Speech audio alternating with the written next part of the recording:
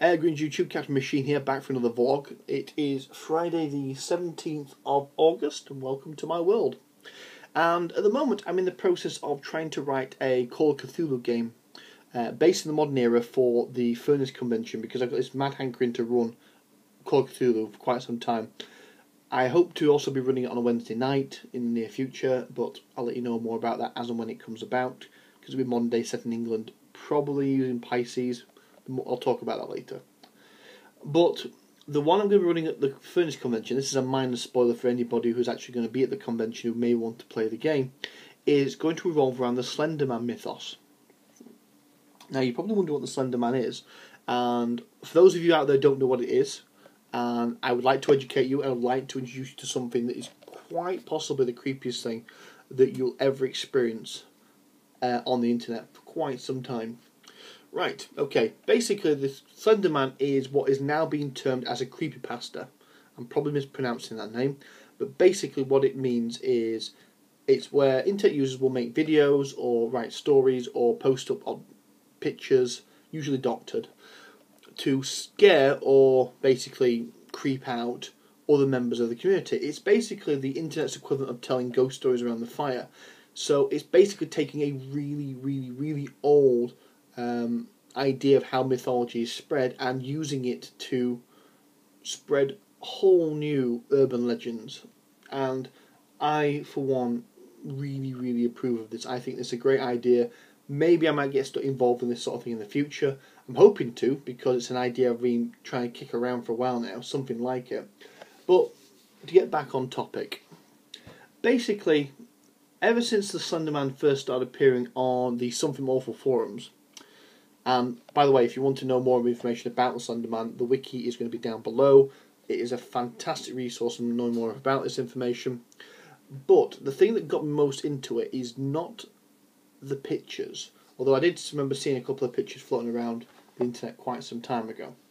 It was the ARGs. Now, ARGs are alternative reality games, and to very briefly talk about ARGs are, it basically proposes the idea that you are interacting either as a participant or as a spectator with a reality, which is this one, but there is something off about it, or something strange, or something weird. And in this particular one, obviously the thing that's weird about this reality that you're interacting with is the fact that Slenderman exists. And there are some great ARGs out there. The big four are Marble Hornets, which is the best one in my opinion. TwelveTribes, which is the second best one in my opinion. Everyman Hybrid, which is great if it wasn't for the fact that they have massive gaps in their postings, but it's still good. It takes a while to get into it, but it's really good, especially considering the fact they take another creature who's a creepypasta called the Rake and integrate it into their story.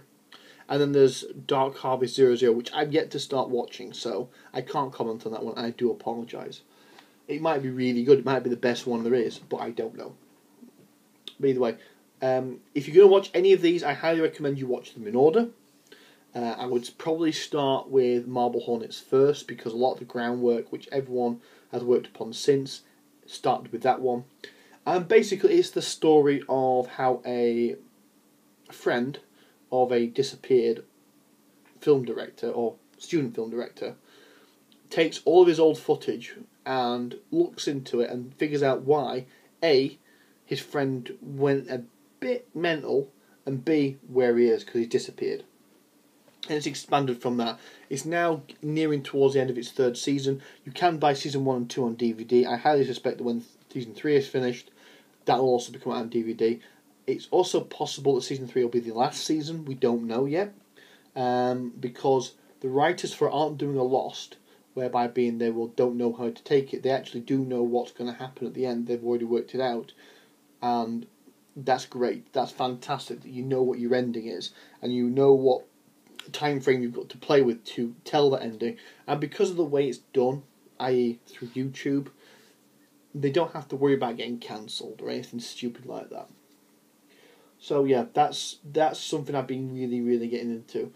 But to go back on topic, because I kind of deviated a little bit there by talking about ARGs and what the Slenderman is basically an urban legend of a man and this is going to sound really bad, but wait, bear with me.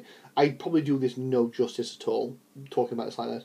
It's about a man, or at least a thing that looks like a man, although it is too tall to be human.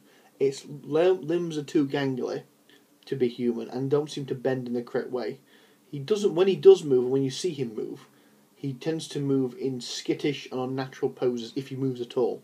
A lot of times he just stands there, and other times he appears to move around at random just by sheer teleportation. His most noticeable feature is his face, or lack thereof. He has a head, but no face. Until you see him, you will not know what I mean when I talk about that.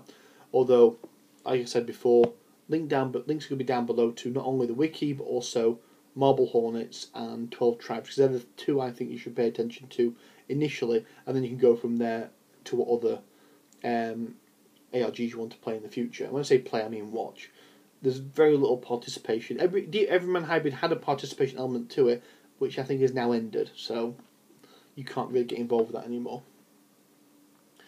And he appears to... the initial mythos that came about was that he stalked and abducted children, but obviously all of his stuff that has been going on the internet is being with grown adults. So it's developed. The fact is that when he doesn't chase, he seems to harass and stalk and terrorize adults.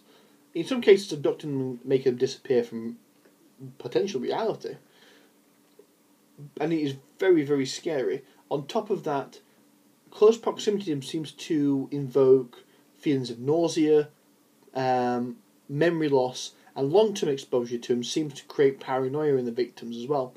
One could almost attribute it to being some kind of mask on holotype, if you want to use the Call of Cthulhu terminology, because it seems to take great pleasure in driving people insane. If not, it's driving pleasure. It's like, why is it doing it? Maybe it doesn't. Maybe again, it's an alien creature. We don't know anything about it.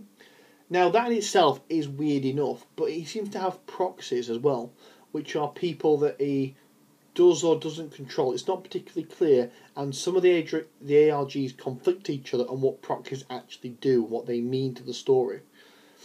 So, but he seems to have minions either following around or competing against him to make these victims' lives an absolute living hell.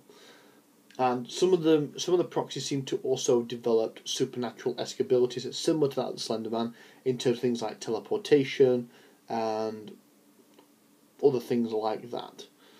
And there's also some running themes throughout it, like various different symbols. Basically, the Slenderman has its own version of the Elder Sign, basically, which is a circle with a cross through it.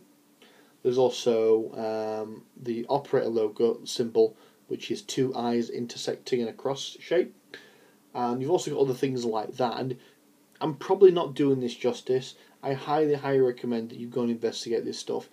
I would recommend, before you let this video end, you go and you watch Marble Hornets in order.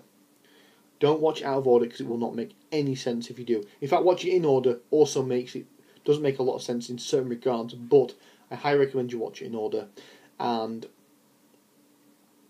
you will probably love it. I recommend having that sense of you got to, like any other good horror movie, you've got to have that disconnect. You've got to be willing to suspend reality or disbelief for a brief moment to let yourself get drawn into the story. And I highly recommend you watch it with the lights off, if you can, with friends and family, because although not kids, because it will scare the crap out of kids. But either way, that's something I wanted to share with you guys. Thank you for your time, and I'll see you tomorrow.